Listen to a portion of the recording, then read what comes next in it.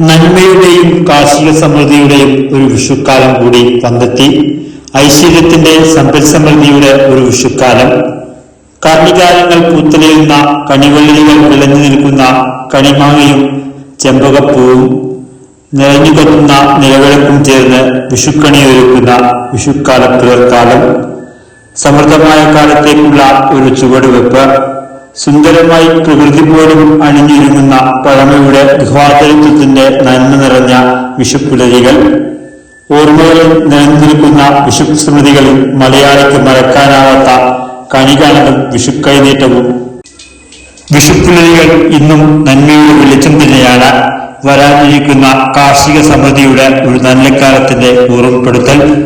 ലോകത്തിന്റെ ഏതു കോണിൽ നിന്നും വിഷു ആഘോഷിക്കുന്ന മലയാളികൾക്കും വർത്തമാന ന്യൂസിന്റെ എല്ലാ പ്രേക്ഷകർക്കും ഐശ്വര്യപൂർണമായ വിഷു ആശംസകൾ.